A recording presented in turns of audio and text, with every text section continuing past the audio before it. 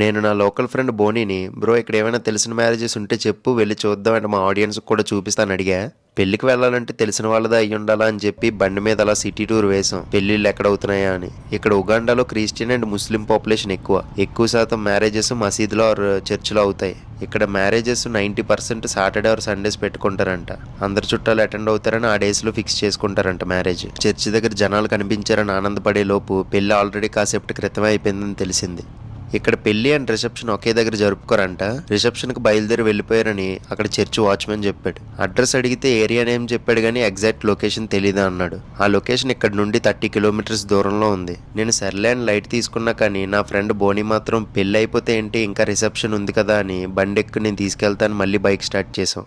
Church watchman చెప్పిన ఏరియాకి reach అయ్యాం కానీ ఈ దగ్గరలో ఫంక్షన్ అవుతున్నట్టు ఏం కనిపించట్లేదు. అయినా పట్టు వదలని బట్టి విక్రమార్కుడిలాగా ఒక్కొక్కరిని అడుగుతూ ఏరియాలన్నీ తిరుగుతూనే ఉన్నాం. ఈలోపే కొందరు గిఫ్ట్స్ పట్టుకెళ్తూ కనిపించారు.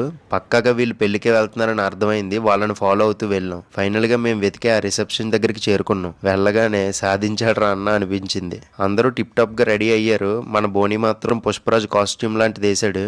తను ఇక్కడ లోకల్ కాబట్టి ఫేస్ ఎవరు కనిపెట్టరు, కానీ నా ఫేస్ చూస్తే ఈజీగా అర్థమైపోద్ది ఈ కంట్రీ వాడిని కాదని. అయినా సరే మనోడు నువ్వు ఎక్స్ప్రెషన్ మార్చి నేను చూసుకుంటా అని చెప్పి లోపలికి తీసుకెళ్లాడు. మేము వెళ్ళేసరికి పెళ్లికొడుకు పెళ్లికూతురు రాలేదు, ఆన్ ది వే అంట. ఈ లోపు ఆ ఫంక్షన్ హ్యాండిల్ చేస్తున్న మేనేజర్ ఒక అమ్మాయి వచ్చి ఎవరు మీరు ఎలా ఉన్నారేంటి అన్నట్టు చూసింది. వెంటనే బోని బ్రో చాలా కాన్ఫిడెంట్ గా పెళ్లికూతురు తరపున వచ్చాం అన్నాడు. కానీ నా ఫేస్ చూసి డౌట్ఫుల్ గానే ఎక్స్ప్రెషన్ ఇచ్చింది. తిను నా ఫ్రెండ్ అని చెప్పి కవర్ చేశాడు.